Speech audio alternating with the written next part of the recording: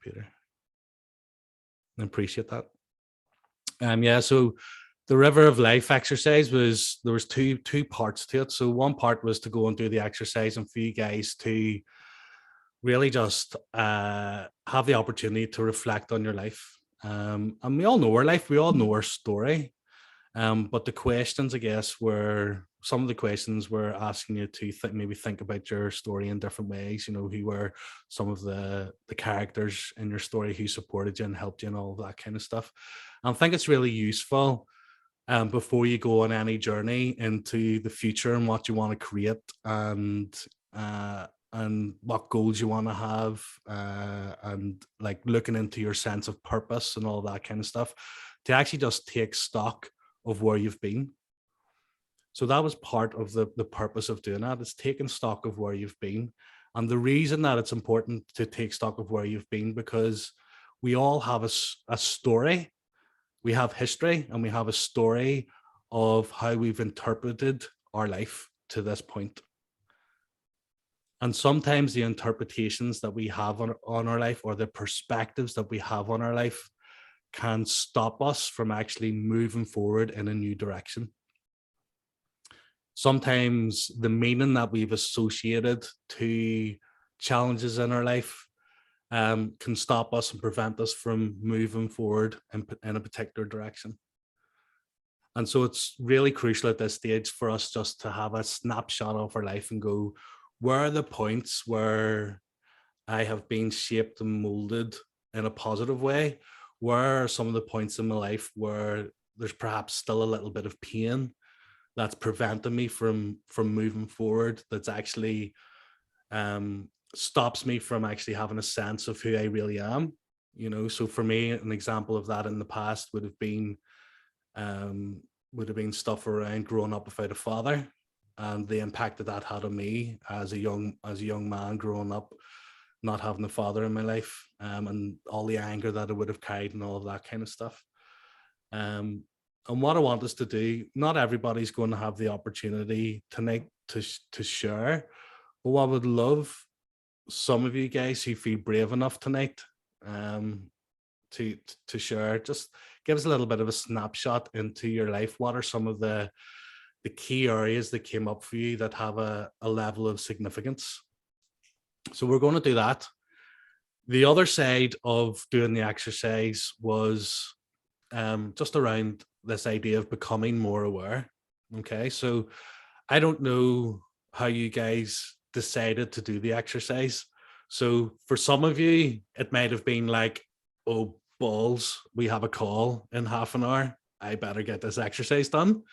For some other people, it might have been like, right, I've got this exercise, you know, I'm planned, I'm organized, I'm going to stick it in my diary and I'm going to go and get this done and I'm going to give it half an hour and all that kind of stuff. I guess you can approach these things lots of different ways. So I want you to become aware of how did you approach this particular exercise? And with that approach, did you put yourself and this exercise a priority, or did it become a last minute thing? Okay. And the reason why I want you to become aware of that is, as we're moving on, I want you guys to put yourself more and more in the center of this whole experience, that you guys and your experience becomes the most important thing.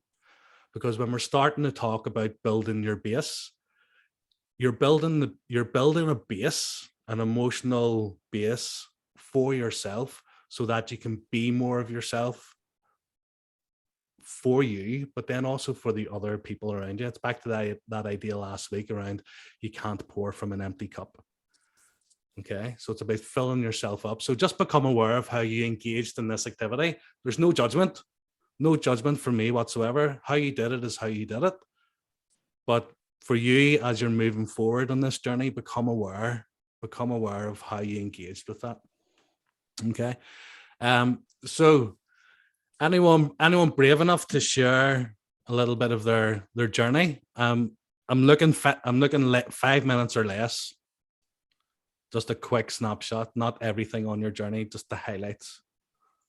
Yeah, I don't mind, Fint. I don't mind kicking off. Cheers, Kieran. I can give you a bit of context around your initial comment and questions. So you all know, and I think Laggies might know, my brother Connor was down in England working in a pub, and basically I got a phone call on Friday saying I've just got let go of my job, but my residency stuck to my job, so I'm homeless at 5 o'clock today. So I thought, right, so I had to drive from Glasgow to Chester and back up to Glasgow with him the same day. So it was like 7 hour drive. So for the first 3.5 hours on my own driving south, I was just thinking about this, but obviously I couldn't write it down, so I was driving. But I was like, just giving myself a wee voice note just to go over in my head, like, right, what is it? Let's talk about my journey. And it was good, mate. I could have written a movie about it. So I'll give you a wee Snapchat. A wee Snapchat? I won't Snapchat you. I'll give you a Snapchat. I don't have Snapchat. I'm too old for that, mate. Yeah, I know. So You're not meant to agree with that. I know, sorry, mate. You're not old. You're not old. You might start feeling those when I put out dates. So I've just done like little chunks out of years. Like some of the years might be so out by like whatever it was because I was too young to remember dates. But when I started putting like 2002, I was like, my body was trying to make me put the two on the other side of the O. I was like, that's not right. 2002. I was like, no, I can't be that old. So anyway, born in 1987. And then for some weird reason, well, I know why I always remember it, but when I was about 5 or 6, I was knocked down in a car park in Trimberg. Like I got reversed over. And the only reason why I remember it so vividly is because every time I get my hair cut, in the back of my head, it looks like an absolute strimmer attack. Like it's shocking. Just got all these patches where like all the scars were. But it's always something I remembered. Like when I was a young boy, like my mom always tells me, like you were just so alert about it for such a young age to remember that you get hit by a car, and it's always stuck with me. And I don't know why, but that was just a random one in there. 1999. I went high school. Went to St. Columns, and I remember a bit of context about it. And I remember being like, if anyone's ever went to St. Columns or anything, they basically had spelled out St. Column, and that was how they put the classes in. So you had like S and T were your high classes, C was still high, O was middle range, L and M were like the people who were just looking for help, and I was an M. So we were seen as like, these are going to be the guys who are misbehaved. These are going to be the guys who don't amount to anything. These are the guys we just got to get through school. So basically I was in that class in that year. And then third year, I kind of got into the whole scene about, like taking weed, hanging out with the wrong crowds, getting into the wrong places. So that was kind of, me. Everyone's paused. Is it just me? Or? No, I think No, all right. No, we're just engrossed in your conversation. Just engrossed. I just thought everyone was paused. So anyway, I get into the wrong scenes, get into the wrong people and stuff. And when I wanted to leave school, all I wanted to do was go work, make cash, and I just had that sense of like that's the achievement. If I can get a job, get a salary, that's where life is. And quick to learning that actually wasn't what life was all about, because didn't really want to work, didn't really have the ambition to work, didn't really want to amount to anything, because everywhere I worked, I was on the lowest rank. So it was like I was only like a shop assistant, I was only a part-timer, whatever it was. You were never made to feel like, oh, you can go up this run of the ladder, you can do this. It was just like, yeah, you come to your hours, you go home, and then you're back in again the next day, just refresh. So I decided to go to college 2007 to 2008. Decided to go on to HND in 2009, 2010, but I dropped out of that because I just lost all ambition and stuff. Then found a girl, went to Scotland, didn't work out, stayed in Scotland, and then basically I just went through a period again where it's like, what, don't know what to do. So I went back to Belfast, got into another relationship, but it was just, there was patterns happening. It was like, right, shit's going to fan, let's get a girl, right, let's go on to shade again.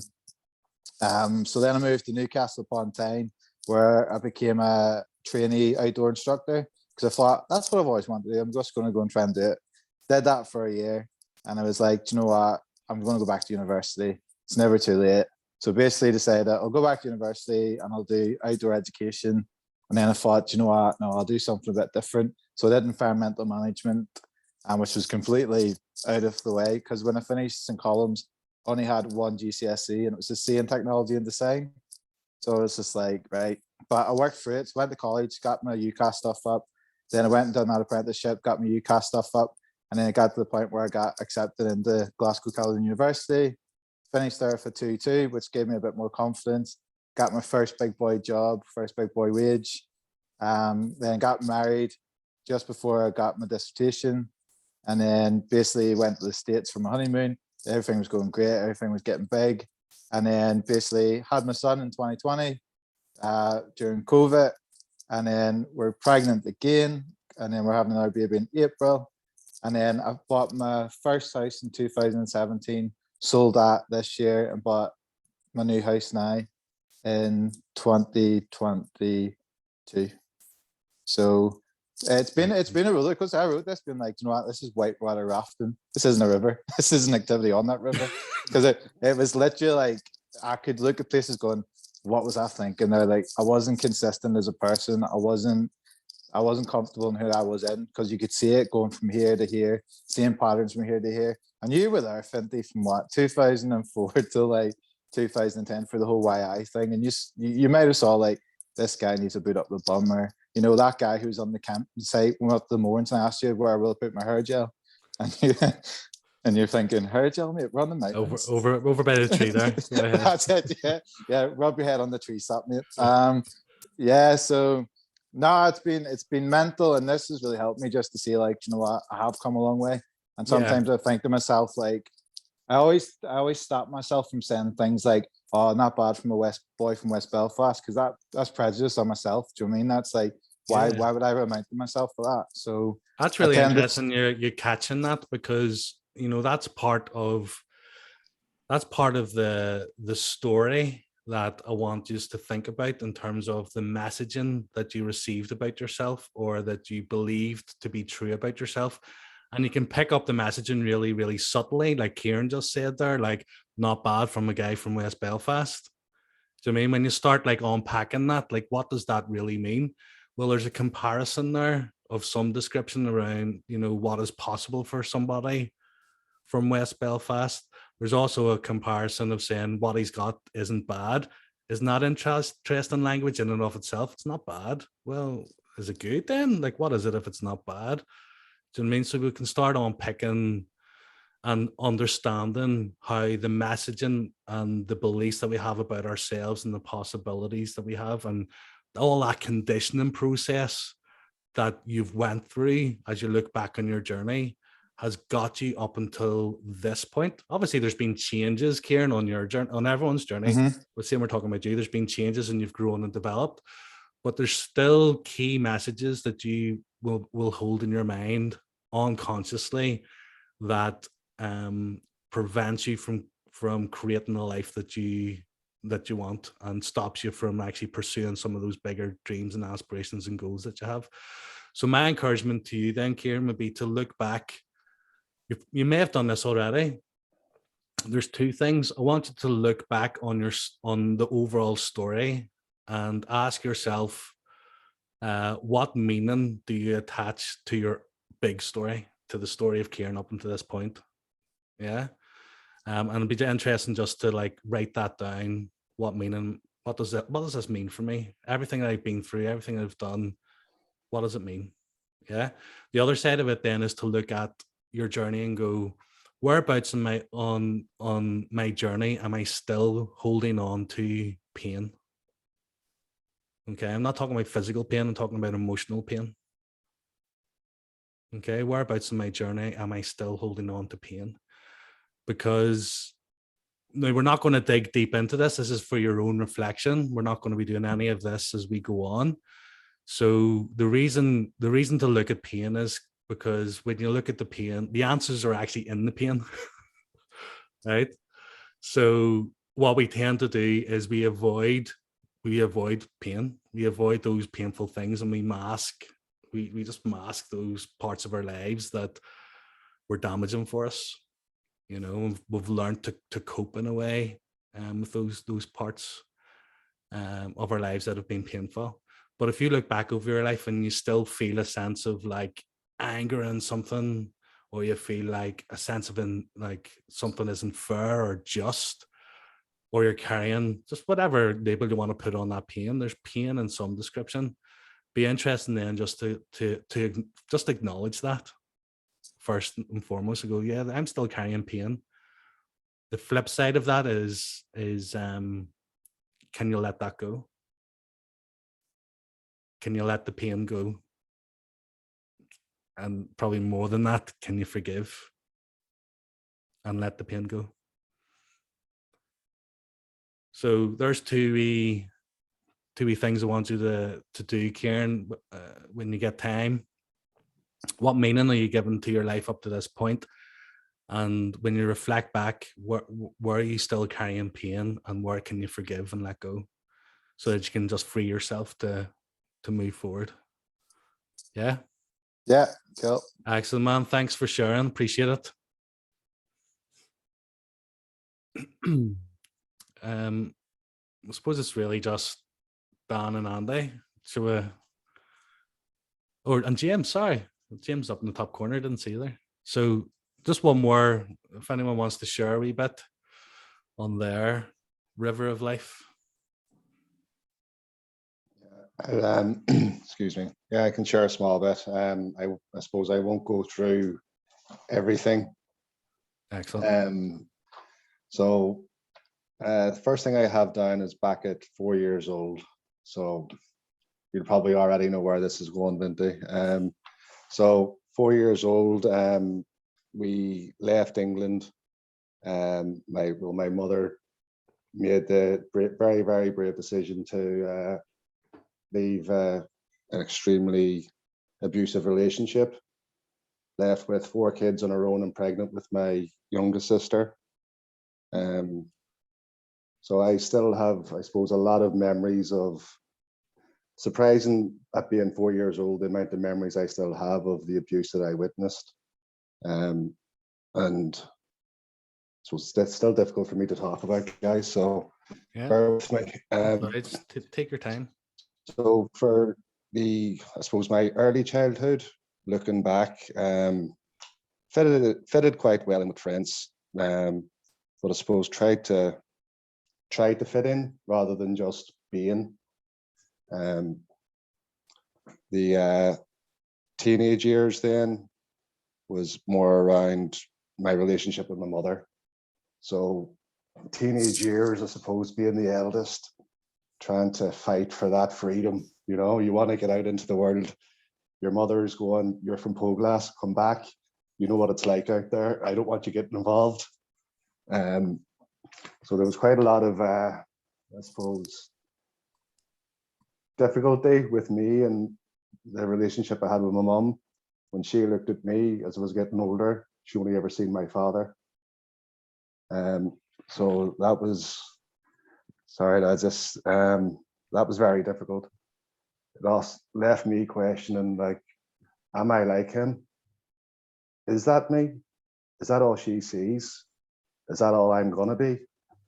I'll just leave it at that, lads. I think that's only the first 4 years, or up to 4, probably up to the teenage years. But so it's after that, few ups and downs, things get better, get into a relationship, go to America, doesn't work out, get into drink. Probably looking back, would say I was a functioning alcoholic. Every day, home from work, take a load of drink, go to sleep, wake up, go to work, take a load of drink, go harder at the weekends. Met my wife, moved back here, have 2 kids, and I suppose still struggle with what I kind of mentioned at the start, trying to bring up 2 kids and struggle with my own identity. Am I still my father? Making sure that I'm not him, that I give my kids a better life or a better childhood than what I had. Yeah. So that's a lot. Yeah. And I'm going to stop. So thanks for listening, lads. Thanks, Dan. Yeah, I know how difficult that was for you. So hats off. Don't have a hat, but hat off. Appreciate it. And I think it's just again, Dan, obviously I know in part of the story, so I know the story. And not from your perspective, obviously, we had two different experiences, and we'll continue to have that, you know. But there's obviously a shared understanding of what life was like, and again, like I think what you've shared there is digging beneath the surface quite a lot in terms of what I was asking Kieran there about what are the meanings that you associate to the significant events in your life. And you'd mentioned there about, you know, stuff with mum, you know, comparing you with Roy, and it's like, you know, when you look back at that, you know, as a teenager, what meaning did you attach to that? So she was saying that, but what did that mean for you? You know, did it mean that you were never going to amount to much? Like, what was that like for you as a teenager? It'd be good for you to examine that and go through that and just unpack those moments. And then also, you know, we can hear we can hear the pain, and we can relate to the pain, you know, as you were sharing that. So that took a lot of guts and vulnerability. So thank you for doing that. And there is a lot of pain in your story.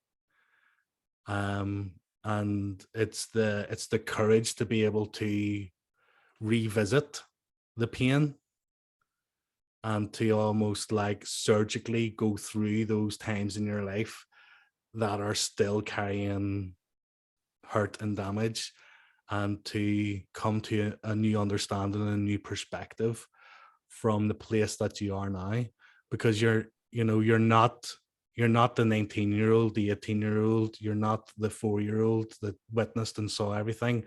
You know, you're 40 something one. You know, you're 41, aren't you? Yeah, good. You're just checking in. You're 41, you know, you're married, you've came a long way, you have a desire to, you know, to be a great husband and a great father for your kids. You know, you're not the same person as you were. So looking back in hindsight with a fresh perspective, and examining some of that pain could be really helpful for you, because underneath, this is for everybody, like underneath all of our automatic reactions to things, our habitual responses to things, you know, lies some level of pain, some level of discomfort. It's the reason why we react is because there's something, it's touching a nerve somewhere inside. So that's why the answer, the solution to our problems is always going inwards, going and becoming curious and going, that's really interesting. Why did I react that way? You know, and it'll always come back to, it's called inner child work. It'll always come back to when you were a little child and something happened and you made a decision that you weren't good enough, or that you had to be quiet, or whatever it might be. It's difficult work. We're not going to get to that level in this program, lads. I'll be honest with you. You know, that kind of stuff is better done one-on-one. So if that's, you know, I can help you with that kind of stuff, not a problem. But this program's more chunked up at a surface level, but at more of a surface level. But go on those journeys. Take everybody that's done the River of Life exercise. Look back. Where are you still carrying pain? What meaning are you attaching to those moments? What messages are you carrying from the past about yourself, about what's possible, what's not possible, who you are, who you can't be? You know, all those things we carry from our parents. You know, and make a big list of those things. You know, where do we need to forgive? Where do we need to let go and move on, so that you can actually become more and more aligned to the man that you really are on the inside. Yeah, this is about like unpacking and letting go of all the shit that we've been carrying. And once you do that, then you can really feel that sense of authenticity of the man that you really are.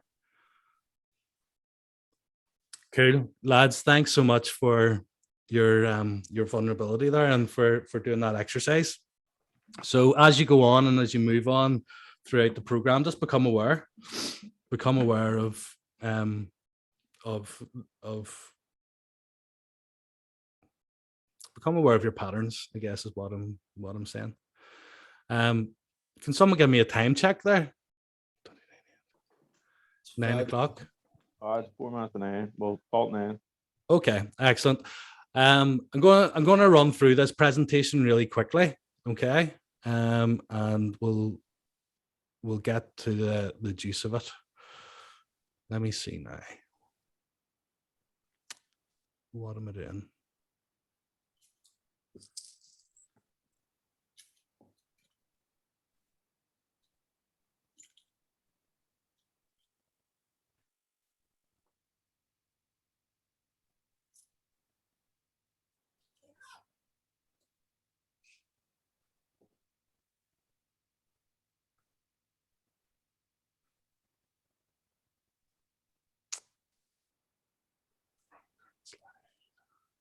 Okay. Excellent. Okay. Let me see.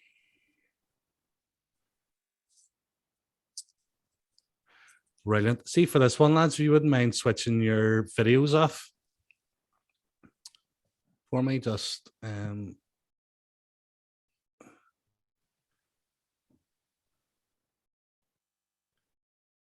that'd be great. Let me see, pin. Okay. Excellent. So, guys, welcome to session 2. So I know we've had a good hour there catching up and going through the river of life and all that stuff and understanding our stories a little bit more. Session 2, the content for this week is all about preparing for change. So anytime you go on a change journey, it's good to make sure that you have packed your rucksack with the right tools and the right equipment so that when you're out in the hills, out in the mountains, out in life, that you are equipped no matter the weather changes, no matter what happens on your journey. You have tools in your backpack ready to take out so that you can navigate your way through life easier. So all of this, what we're going to be talking about is coming back to base. So what I mean by coming back to base, well, what I mean by coming back to base is that you are building an emotional base. So the reality of life is that we're all going to have ups, we're all going to have downs. There's always going to be challenges. And we've seen that as we look back on our lives and reflect on our lives. There's always going to be things that are want to throw us off kilter, want to throw us off course. But building an emotional base is equipping yourself with the right tools so that when the shit hits the fan, you're able to, I guess, de-stress. You're able to realign yourself, recenter yourself to what's important in your life, and to come back to a place of clarity, a place of centeredness, so that you can make better decisions. I don't know what it's like for you guys, but anytime that I've been stressed in the past, or any client that I've worked with that has stress or overwhelm or are in a challenging situation, that they find it really, really difficult to make decisions. And that's really normal and natural, because when you're in that fight or flight response, your prefrontal cortex doesn't actually work properly. So coming back to base is allowing your prefrontal cortex to be able to come back online so that you can actually make better decisions in your life. So if you're ever in a place of overwhelm and stress, please don't be making any big decisions. Don't be going, screw it, I'm going to sell my house. Don't be doing anything like that. Make sure that you use these tools and techniques in order to be able to come back to a place of centeredness so that you can make better decisions moving forward. And by better decisions, I mean decisions that are aligned with your authentic self aligned with the vision of what you want to create and aligned with what's important with you, your values. So I want you to remember that phrase now, come back to base, come back to base. So anytime that in the future, you know, you might be going into work and you might be ruminating and thinking about all the things that you have to do for work. You know, you might have an important meeting and you might start to begin to feel that kind of stress bubbling up inside. Remember the phrase, come back to base. Because when you come back to base, there's going to be a set of tools there to be able to center you again and to calm you down and to get you really focused now. Okay, so I have a question for you. When you think about your life up until, well, not up until this point, when you think about your life generally right now, are you the type of person that is reacting to life, or are you responding to life? You see, both are very, very different ways of approaching life. So when we think about reacting is really when we're stuck in all our old habits, we're stuck in all our old patterns. It's like, you know, when you pull the trigger on a gun, like the bullet just shoots. It's our automatic responses to things. And when we're in this place of responding to life is really when we're so aware of all our old patterns and all our old behaviors and our automatic responses to people and situations and things. We're so aware that we can actually notice when we're moving towards a reactionary mode, and we can have tools to be able to calm ourselves down and to be able to slow our thinking down so that we can respond to issues. So, I mean, a good example of this, I think relationships are a perfect example of lots of things, but particularly this. You know, when your wife looks at you in a kind of condescending way, what's your automatic response? Do you want to like get stuck in and have an argument, tell her to be quiet? You know, they're all, you know, do you, you know, when you fall out with your wife, do you decide, you know, I'm going to take myself off and go on a huff? You know, what are the ways that you react in those moments? And perhaps there's a better way to that you can engage in those moments, and there's maybe a better way that you can choose to respond. So when you choose to respond, you're actually choosing to align yourself with a future that you want to create. You're more conscious and aware that you're actually in control of the future that you're creating. You're in control of your emotional states. And when you have these tools and techniques that we'll go through today, it provides you the opportunity just to pause a little bit and choose how you want to move forward, no matter what the situation, whether it's a work situation, whether it's a relationship situation, whatever it is, it gives you that opportunity to pause and to choose. And that's all about being focused on the future, and it's all about learning to really thrive in life.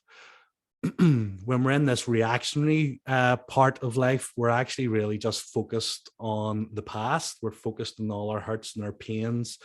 And that's really just about survival. It's about just getting through life.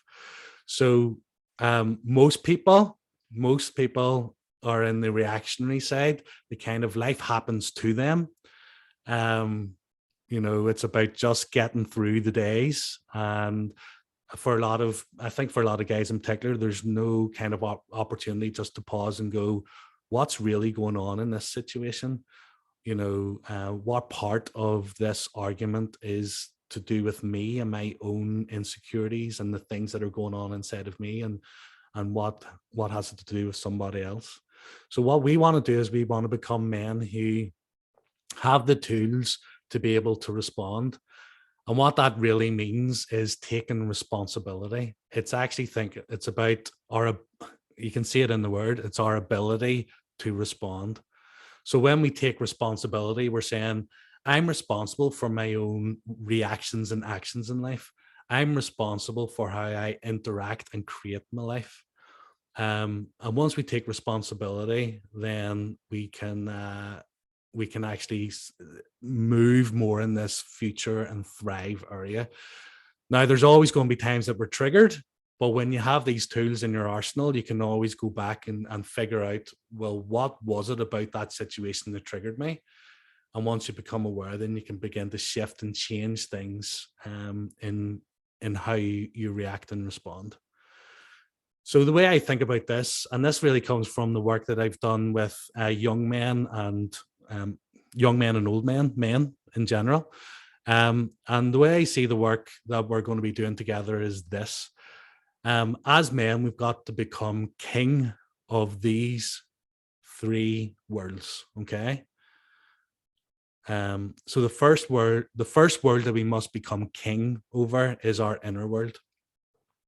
So the inner world is really becoming king of your mindset, becoming king of your habits, becoming king of your reactions, becoming king of all of the past pains and hurts that are still showing up in our life.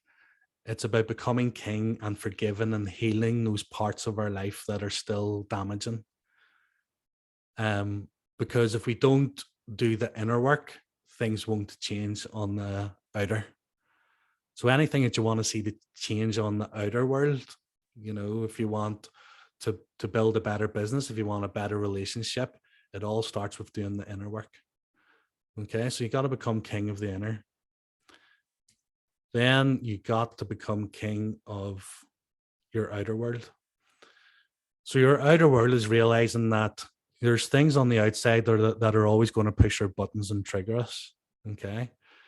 And that's one part of understanding the outer world. What are our triggers? What are the things on the outside that are still pressing my buttons? And how can I see that as an invitation to go inwards and heal some more stuff in my life? The other side of the outer world is around, I guess, our health, our mental health, but also our physical health, how we feel in our body, exercising, are we juicing? What is it that we're doing to really build that home for ourselves that we live in? So that's all to do with the outer world. The last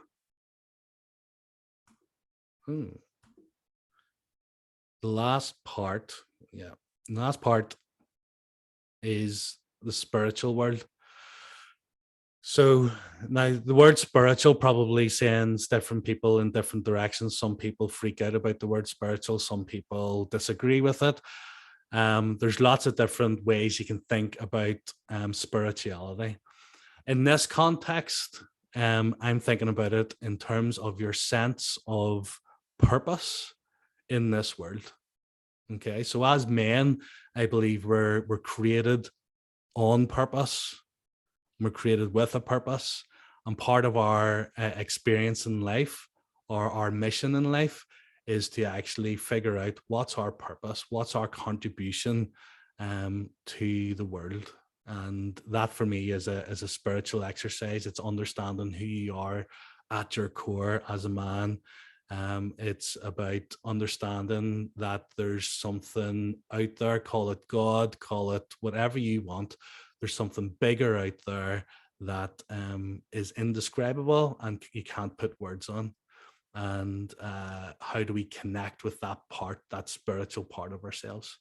So we must become king of our spiritual world. We must have practices in place that draw us closer to that part of our nature. And that for me is understanding your purpose and your mission in life. And all of this together then is what we've been talking about and what you guys have been saying that you would love to find more of. And it's your sense of being. It's who you are at your core. So as we delve into the inner work and we forgive and we heal, and we're looking after our bodies and we're looking after our mind and we're connected to that bigger picture, our sense of purpose is alive, then our sense of being who we are in the world shows up, and we can become more and more authentically ourselves. And when we're in this sense of being, then we can set goals, and we can set, I guess, aspirations. We can pursue things that are aligned, that feels right to our sense of purpose. We have tools and techniques and ways to keep ourselves on course to be able to navigate. And we have things to be able to, I guess, keep the right mindset and keep the right perspective as our world keeps growing and as we pursue the things that we want to create. So the question that I want you guys to have on the tip of your tongues this next coming week, but also as we journey through this program is this question: who do I need to be? So we've all got aspirations, we've all got goals. You know, we haven't worked on the goal setting yet, that's to come. But I want you to think about, for example, if you want to be the best father that you can be, I want you to just stop and consider at some point this week, who do I need to be in order to do that, to be the best father? Who do I need to be? And I'm not asking you to compare yourself to somebody else. I'm asking you to really just think about, well, what qualities, what traits, what values, you know, what beliefs would somebody have who is the absolute best father? You might actually, it might be an interesting exercise actually to contradict myself, because I like to contradict myself sometimes. It might be an interesting exercise to think about someone who you, in this context, who you believe to be a really great father, and to think about what qualities and traits that they have. And then you can ask, well, who do I need to be in order to be the best father for my kids? The same to do with your work. You know, if you are one of your goals is to maybe one of your goals is to develop new work opportunities within your own business. Well, who do I need to be in order to do that? How do I need to show up in the world? Because you'll never outdo your sense of beingness, okay? Because who you are, your identity, is the driver of your whole life. So if you are trying to pursue a goal of creating new business opportunities in your business, but your identity goes against that, maybe you just believe that you can't do that kind of thing, it's not for you, then no matter how much you try, your identity will always drag you back to what it believes you are. So you might have some successes, but then you might start sabotaging yourself, because at the core identity level, you don't really believe that you are able and capable of expanding your business and growing new business. And I've seen that in my own life as I've grown my business and done things as a coach, how my identity as a coach stopped me from taking opportunities and stopped me from doing things that would have been really, really helpful. So as you go along, we're actually, in the next session, we'll unpack this identity piece a little bit further, but I want to plant that seed for you as you're going along. Write it down in your book tonight. Who do I need to be? When you think about your goals, when you think about your aspirations and your dreams, who do I need to be in order to see these things come alive?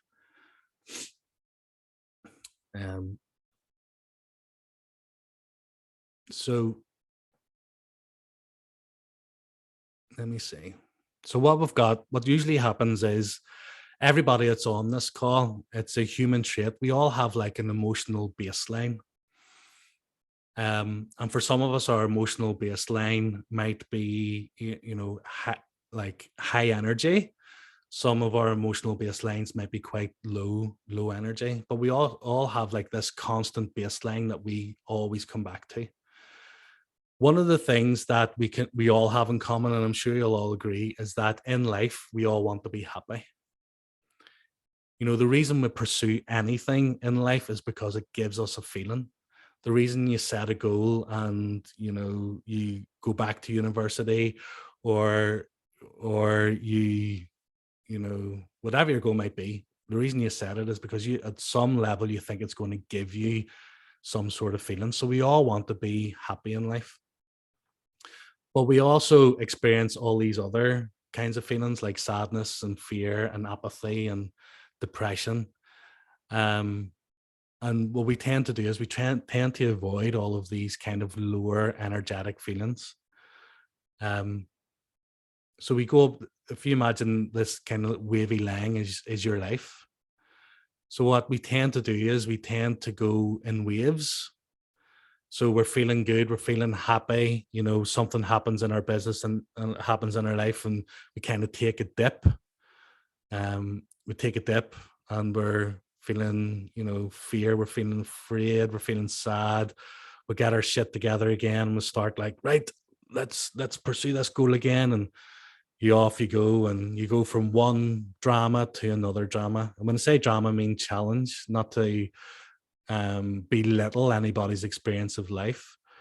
We go from one challenge to another challenge to another, and we are on this roller coaster of sometimes feeling happy and sometimes feeling, depressed and anxious and wanting, just wanting to break through. So this line becomes our kind of breakthrough point. It becomes almost like a glass ceiling. It's like we've tried everything that we've used all our resources up until this point on, to get to this point in our life, and there's a glass ceiling that we need to break through. Because there's so much more for us to experience in life. There's so much more joy to experience. There's more peace to experience. There's more love to experience. And these are all things that all of us want to have in our life. We all want more love. We all want more peace. We all want more joy. And if we could live there most of the time, I think that would be something that all of us would be really delighted to have. So how do you do that? How do you actually live more in this place of love and peace and joy and happiness? There's lots of different ways. I'm going to offer you one way. And it's this idea of having a worthy ideal, a mission, a sense of purpose, a goal, an aspiration, something that is bigger than you, something that you want to contribute and create in the world. And for me, that is what, I'm doing here with you guys, building a community of men who want to be the best versions of themselves. That's my worthy ideal. That's the mission and the bigger calling at the moment for me. For you guys, it might be something different. Your worthy ideal might be, to build a multi-million-pound business, so that you can leave money for your family. It might be to actually find out what your purpose is and your deepest desires are, so that you can feel more aligned. That's a worthy ideal. Whatever it is, we all need that sense of pursuing something, because what that actually does is it forces us through that glass ceiling that we've created in our lives. Because a worthy ideal calls us to be something else, not to be somebody else, but it calls more out of us. Me trying to grow this community to 100 members is going to call more out of me. I'm going to have a different way of being, a different way of doing than I have had in the past, if it's going to be successful. And the same for you. Whatever your worthy ideal is, it's not necessarily about the worthy ideal, but what it's really about is who you're becoming as you're pursuing your worthy ideal, as you're pursuing your dreams, as you're pursuing your goals and your ambitions and your sense of purpose. And there's been lots of research, lots of studies out there that when you have that sense of purpose, when you have that worthy ideal, you live more in that upper kind of vibrational state of love, peace, joy, and happiness. Not to say that you never experience any sadness or fear or apathy or depression. We're human. We have the privilege of feeling all of that. But what it does, it gives you that drive, and it shifts something inside of you where you spend more time excited and motivated. Now, the reality of all of this is that when you're pursuing your worthy ideal, it's not like a straight line that is kind of I've drawn in there. There's going to be challenges, there's going to be difficulties that come up. So what are your strategies? What do you have in place as you're pursuing this worthy ideal? We're just going to skip through those wee things. Okay. So as you're pursuing your worthy ideal, life is going to throw you some challenges. It's the nature of it. Life wants you to grow.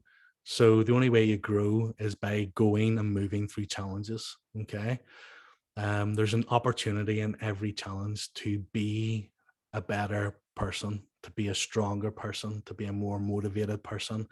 It depends on your perspective. So what we're doing here is we're building a base that life's challenges can sit upon. And your base is really all about the energy that you're holding in your body, not like the level of alertness that you have, but like the drive that you have to pursue the things that you want. And for some of us right now, our energy might be quite low, and that's okay. That's where you are. Acknowledge it, accept it, and build from there. For some of us, our energy might be medium or quite high, and we're motivated, and we're ready. That's also good. But let's just become aware of where our energy is at the moment. So what I want you to do is take note of this, and we'll do an exercise. You can if you're watching this on any kind of replay, you can pause the video now and do this exercise. So I want you to make a big list. When you think about your life, I want you to make a list. On the left hand, get a bit of paper, split it in half. On the left hand side, I want you to think about all the things in your life that is currently giving you energy. All the things in life that makes you feel good about yourself, that builds you up, that gives you that little spring in your step that you need to face life's challenges. Okay. So that might be, you have a partner that you can speak to. It might be some sort of meditation practice that you have. It might be you like to spend time out in nature and that, builds energy. It might be you've started, juicing or whatever it might be. And then on the right-hand side, I want you to make a list of energy destroyers. What are the things in your life at the moment that actually take away from your energy? And some of those things might be, just engaging in quarreling or bickering with people. It might be overthinking things. It might be procrastination, putting things off. It might be a level of self-doubt. It might be, keeping yourself energized on coffee or energy drinks that don't work in the long run. But what are the things that are taken away from your energy? And it's just really an exercise in awareness, becoming aware of what are those things that are building and taken away. And as you move forward, then you can start to decide to get rid of some of those things that are destroying your energy and build more positive energy builders into your base so that you can pursue life's challenges with a lot more grace and a lot more ease. So pause the video and do that exercise if you're watching on replay. All you guys, if you just take a note of that exercise and then you can do it as part of your homework. So what we're looking at here is that currently right now, your emotion, the base that you've created has worked this far. You're here, you're on the call. Everybody on the call has a goal and an ambition, something that they want to do and create, which is brilliant. What we're going to be doing in the next workshop is we're going to be looking at your 6-month vision. What is it exactly that you're looking to create? And you can see there that as your vision for life grows, so does the opportunity for challenges grow. And I've described that in the previous slide, because as you're doing things that are outside of your comfort zone, as you're doing things that are new to you, there's going to be new challenges. There's going to be new things that kind of come up that you've never experienced before. And this is where, as your vision grows, so does your actual base need to grow. So your base has worked up until this point. Happy days, celebrate that fact. But now we're going to build a bigger base because you're building something bigger on top, if that makes sense. Because you have a new vision, you have a worthy ideal, you have something that you're moving towards. So what I want to do is I want to delve in really quickly to a couple of different exercises here that I have found really, really helpful for me, particularly in the last 2 years, as Anita went through her cancer journey, and then as I've been going through my own grief journey as well. These things have been things that I have went back to time and time again, and they've worked for me. And if you implement them, I am sure that they're going to work for you. So the first thing is we talked about this very, very briefly last week, the 6-minute morning. So the 6-minute morning, there's whole books written about how you should start your morning, how to get off to a really, really good start. And I don't know about you, but sometimes in the morning, I don't actually have an awful lot of time that I can dedicate to myself. Number one, now this is a story I tell myself that I'm well aware of. I hate mornings. Isn't that interesting? So I tell myself I hate mornings. So I love a good sleep, a good lie-in. So it means that I have to then, get up and rush about and get the kids off to school and all that kind of stuff. So I don't have, 2 hours to dedicate to a morning routine and a morning practice. So I needed something that was quicker, but also effective. And maybe you guys are in the same situation where you just want something that is quick and effective, and the 6-minute morning routine will help you actually just start your day in a more productive and more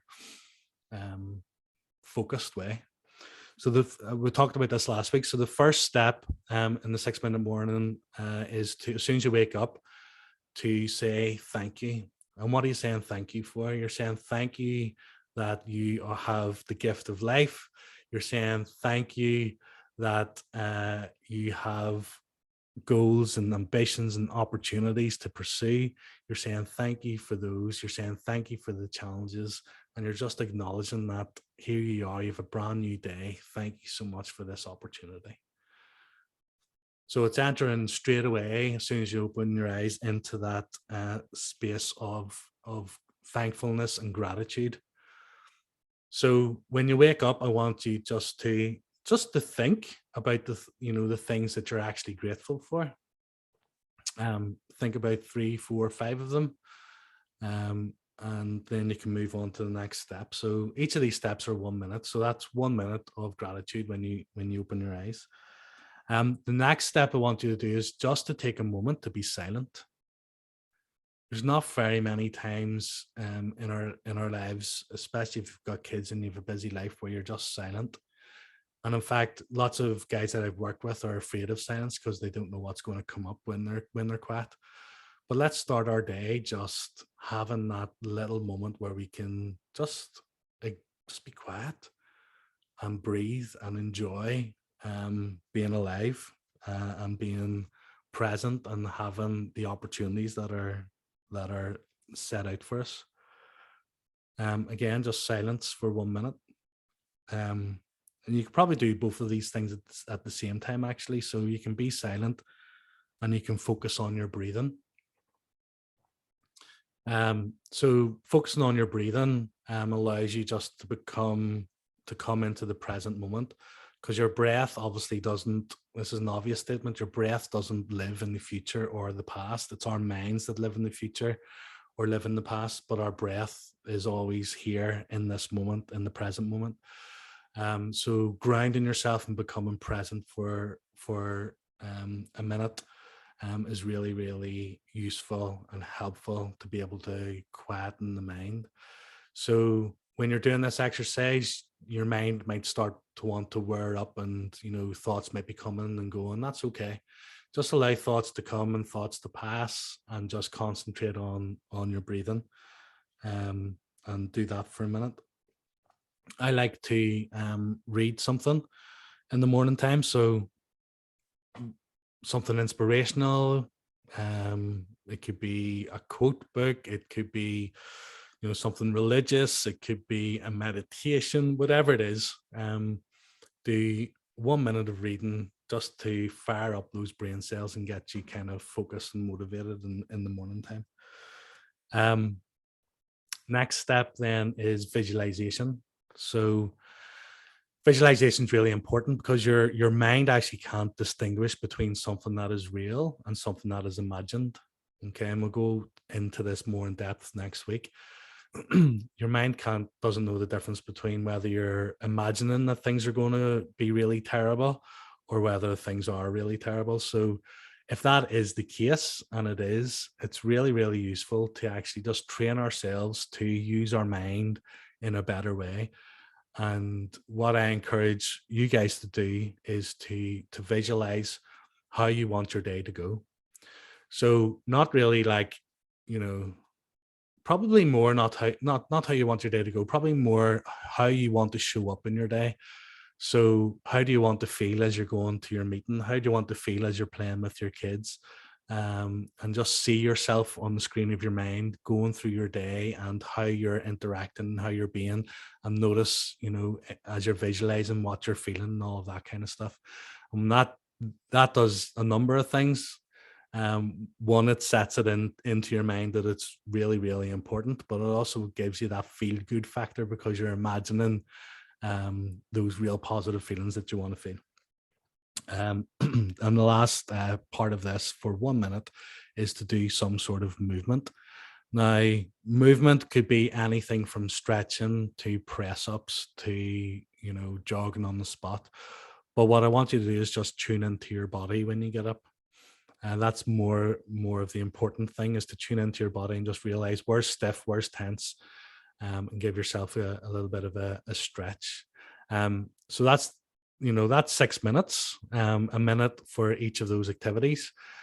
If you want, you can stretch that out if you're getting a lot out of it and you want to do more of the visualization, or if you want to do more of the gratitude, or if you want to add something in like journaling or something like that, then please feel free to do that. But this is really about setting up your day with intention. Okay, so what's your intention as soon as you get out of bed? It's getting yourself into a really good state. Okay, so that's the purpose behind that. Mental toughness tool. I'm going to send this to you guys as a video, and I want you to watch this as part of your homework. The mental toughness tool is a tool that that I've taught loads and loads of times to help people become more aware of the energetic states that they feel themselves getting into. So this is an awareness raising exercise of knowing when you're moving into like a negative state, and then knowing how to get out of that and how to come back to a more balanced, centered approach. Okay. So watch that video, and you'll get a lot out of that. But it's one of the key tools when it comes to building your emotional base, is this mental toughness tool. And that's it there. Okay. Meditation has been absolutely huge for me. And when I think about meditation, I think about coming back to the present moment. There's lots of different ways you can meditate. Meditate is about getting into that flow state, getting into that quiet zone. I guess detracting yourself, if that's the word, or removing yourself from the busyness of life, and being able to enter into a state of more peace and more calmness. Particularly if you have a lot of anxiety, if you have a lot of stress in your life, meditation can be really, really crucial and key in helping calm all of that overwhelm that's happening in your body, and be able to switch you back to more of a calm state. So the way the way I'm going to offer this meditation is that my encouragement to you guys is simply just as a way of introducing meditation to your days is to breathe. Okay. And become aware of how you're breathing. Place your attention and your awareness on your breath. And that itself is a form of meditation. It doesn't need to be any more complicated than placing your attention and your awareness on your breath. And again, I've used that over and over and over again, sitting in doctors' surgeries, waiting for results, before coming on calls like this, grounding myself and centering myself. I just close my eyes and pay attention to my breathing. Anytime a thought comes into my head, I just let it pass. I don't ruminate, and I just come back to my breath. The other thing that you can add in here is an exercise that again has been really, really useful for me and Anita when she was going on through her cancer journey. And it's another form of meditation. So when you close your eyes and you focus on your breath, you become aware of what are the sensations in your body, what are you feeling. So if, for example, if I close my eyes and I felt I'm just really afraid in this moment, then I would acknowledge that, and I would then ask myself, well, how do I want to feel? Well, I want to feel more peaceful in this moment. So as I breathe, I would breathe in, I would say this in my head, I breathe in peace. Take a big deep breath in. I breathe out fear. I breathe in peace. I breathe out fear. And it becomes a little bit of a mantra then, and it really, really helps adding that little bit of words in, being able to acknowledge how you're feeling and what you want to feel. Particularly good with anxiety as well. Journaling, again, lots and lots of different ways you can journal. You can have prompts to journal, so questions to reflect on. We will be doing some of that as the weeks go on in the course. My favorite way to journal is to just to do, it's called like a stream of consciousness, which is just to write down whatever comes into your head at that moment.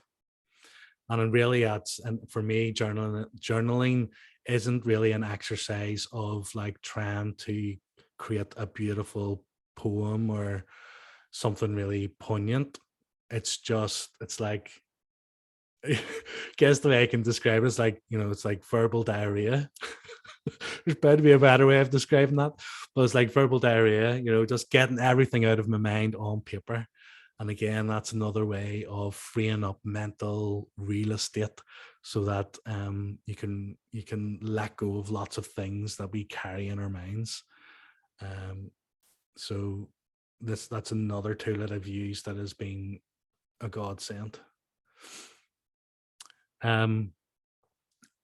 This particular tool has been great in my work life. Anytime there's been big challenges that have came up, and I'll post this into the group, but I'll see if I've got it down here as well. It's called the 5 clarity questions. You will see it on the Facebook group, but the 5 clarity questions really help you. It's about perspective shifting, getting a new perspective on challenges that you might be facing. And some of the questions are a bit strange. Like the first one, for example, is, what is great about this problem? So notice the wording. It's getting you to think about every problem has something that is bad and something that is good. And what we tend to do is focus on the negative, focus on the bad. So that question gets you to think about, well, what's great about this? Interesting question. Your mind perspective begins to shift automatically. What is not perfect yet? And that presupposes that the situation can change because it's saying not perfect yet, so it gets you to think about, okay, there's things that aren't perfect, but they can begin to change. Number 3, what am I willing to do to make it the way I want it? So what's in your control and what are you willing to do? What am I willing to no longer do to make it the way I want it? What am I willing to no longer do? So what do you have to give up to make it the way you want it? Most importantly, when we're all going through challenges, it can be so difficult, but how can I enjoy the process while I do what is necessary to make it the way I want it? We want to enjoy our life. We want to feel happy in our life. So this question gets you to think about, well, how can you actually create the environment where you can enjoy some of the challenges that are happening in your life? From current slide. So that's the 5 clarity questions. So when you might use them as part of your morning routine. You might use them as part of your evening routine. You might actually have them with you on your phone, so that, you know, if you're in work and something pops up and you just feel like you've been shot straight into like a high negative state where you're stressed and you're worried and you're overwhelmed, that these questions can bring a sense of clarity. So I guess the homework for you guys there is to go back and look at the mental toughness tool. And that'll tell you more about the emotional states and how to get out of them, in particular how to use your breath. But if you stick your videos back on, and I'll take any questions that you might have.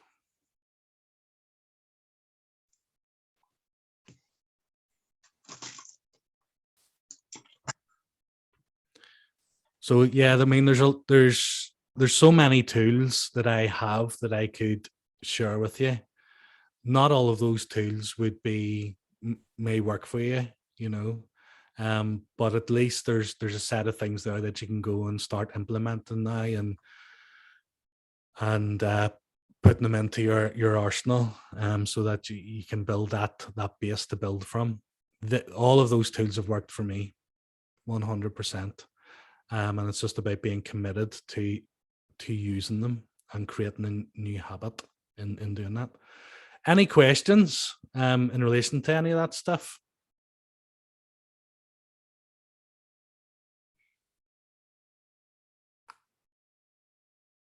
I think it's all quite useful, Vinny. I think it's about commitment though, and just I'm one of these people will commit to it, and then you have everyday life with kids and work and whatever. So it's about being disciplined, about making the time to do it. Yeah, I think you're right. I mean, we can all jump on these types of calls and like feel like, oh yeah, that would be really useful, but it's when the shit hits the fan, are you really going to do the work that it takes to, I guess, balance yourself and use the tools that you have. And if I'm being honest with you, I grappled with that for years. Like you might be doing this for years, and had all these tools, you know, that I could use. And it actually wasn't really until, you know, the 2 years of Anita going through what she was going through that I went, I actually have to use these now, you know. And it is a choice. And I think the choice isn't really in the tool. The choice is choosing the kind of experience that you want to have in life. You know, so if you're a type of person that is that is the way, I mean, I would have considered myself to have like generalized anxiety for years without even knowing. Like it was just like it was just normal for me to be walking about with that level of anxiety.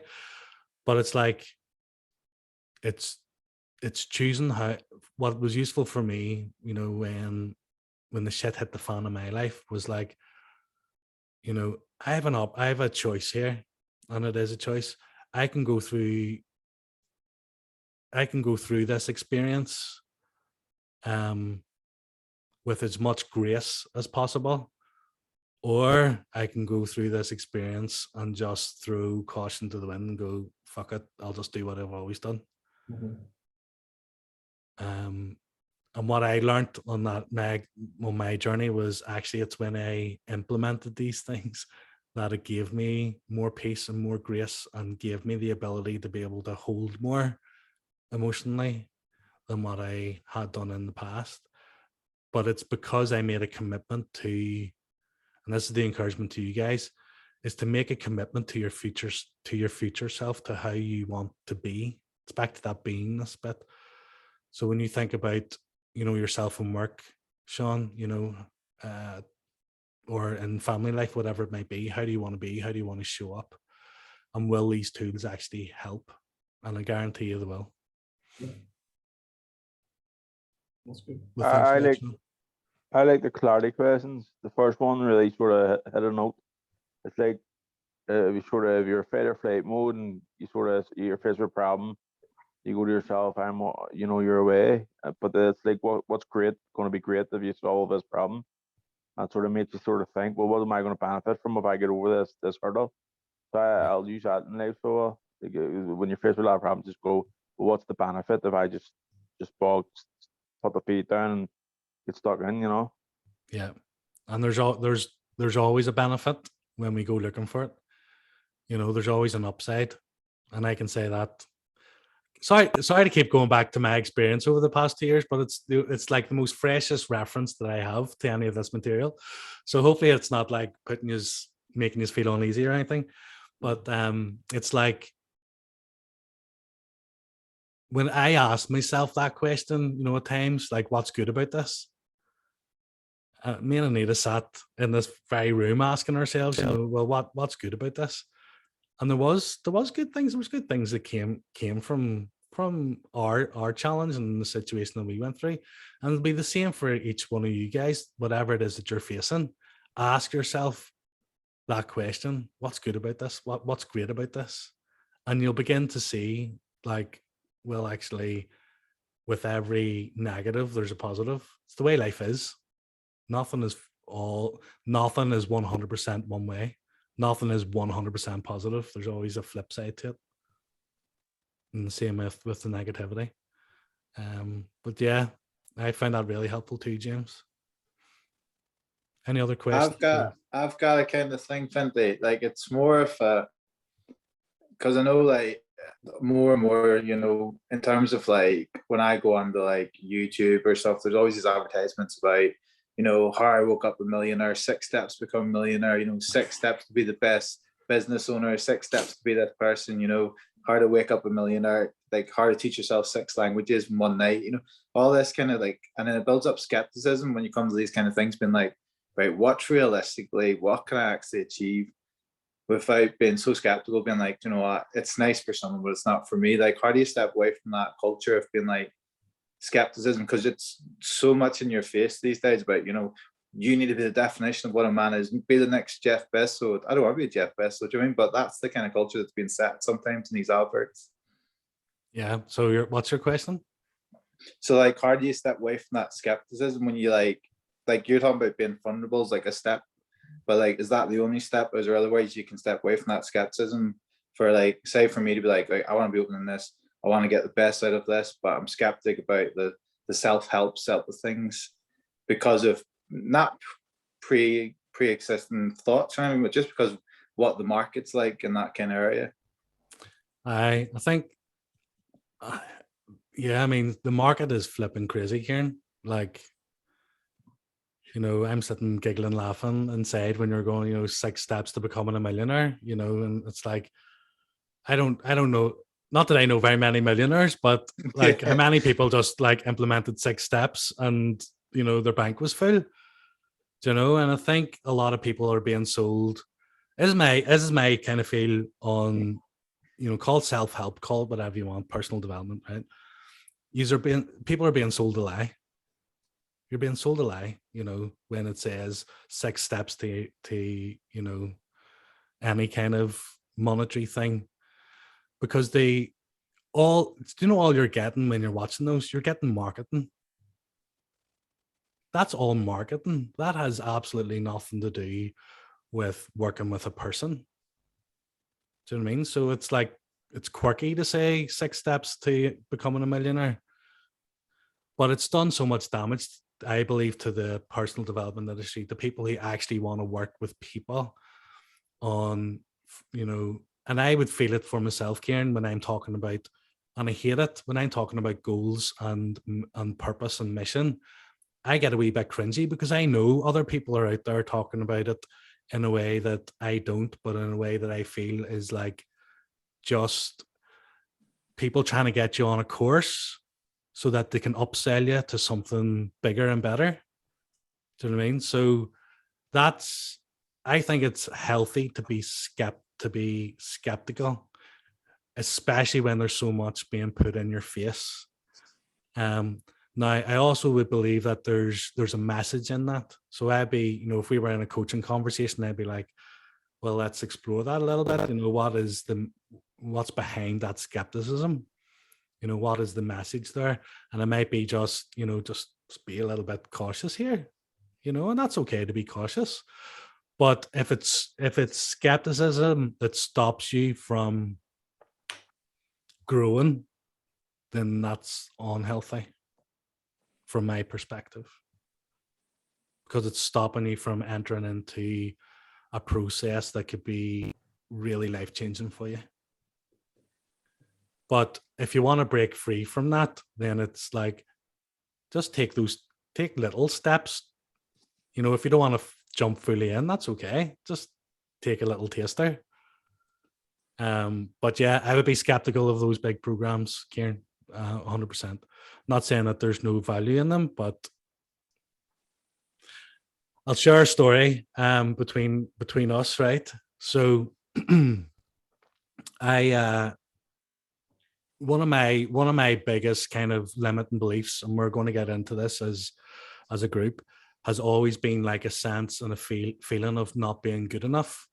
So like, that would have, I won't even get into where that comes from the past, right? But like, it's always been in the back of my head of, I'm just not quite good enough to do anything really, So when it came to YI, getting, a better job or starting a new program or whatever, it was always coming from this place of lack. All right. So why am I telling this story? Where'd Just that come? go for it. See where it goes, mate. But I've lost my train of thought now. I'm all into my story and I forgot the point that I was trying to make. So limiting beliefs was something to do with that, was it? Skepticism. Skepticism, mate. Anyway, forget the point of the story. I'm flipping mental. Seriously. So listen, I don't know what the point was, but I'll continue anyway. So that kind of limiting belief of not being good enough. Yes, now I get it. Has always been there, and it's something that I've been aware of playing in the background, but sometimes it just catches you without that it's been playing in the background without you knowing. Right. So once I started like going back out there and doing like, the mountain retreats and all that kind of stuff, I am well trained. I have trained with some flipping amazing coaches, right? I know my stuff 100%, and I'm still growing and learning and developing, right? But that little record was playing in my head, and I was like, oh shit, right? I need to do another, and I'll just book onto this program. I need to do another coaching program, So I booked on to this guy who I believed was one of the best, like a really great coach, right? Got onto his program, and the very first thing that he did on his program was something that I always do in every single program that I do, right? And then the next week was really badly put together. Really, really badly put together. And he just, it wasn't very helpful, put it that way. So I think the skepticism of what people are creating and putting out there is really, really healthy. But for me, it's like, check in where that's coming from. For me, like, I didn't have enough skepticism because I was like, I'm not good enough. I have to go to all the gurus to try and find out how to do this. Do you know what I mean? But what I realized was actually this particular guru wasn't all that. So just check in with yourself and then take a small step forward to like letting that go and trusting that you're in the right place. Sorry, long-winded story, but hopefully it helped. Any other questions or no? Excellent. So bit of homework this week is to watch that that video. I'll put it up in the chat tomorrow. You also have another piece of homework, and it's a 30-day challenge. So I'm glad you brought up, Sean, what you brought up, because we're now entering into a 30-day challenge to create a better emotional base. Okay. So I have a PDF that I'll send just tomorrow, and it has a list of all of the things we talked about tonight in terms of, you know, the tools and techniques, including other ones that weren't mentioned tonight. I want you to pick 5 new habits that you're going to track for the next 30 days. Okay. And the idea behind it is that to create any habit, you know, some people say you have to do it 21 days in a row, other people say 30. So who knows? But you have to be consistent at this kind of thing to create a new habit. Okay. So choose 5 that you're going to do. And in the group then, at the end of each week, you will put in your points of how much points you've got in terms of each habit is worth a point. And if you do it, you get a point. If you don't do it, then you have to start way back at the beginning. It's all in the PDF, don't worry. We're just realizing how bad I am at explaining stuff. So read the PDF. We've got a 30-day challenge, and we'll see who wins. Right, so it's all it'll all be sent to you tomorrow. All right, man. Thank you, brother. Yeah, okay. Sorry for going over time, but I appreciate you guys, and I'll see you next week. All right, Cheers, thank mate. Thanks, guys. Cheers, guys. See you later, boys. Bye-bye. Adios.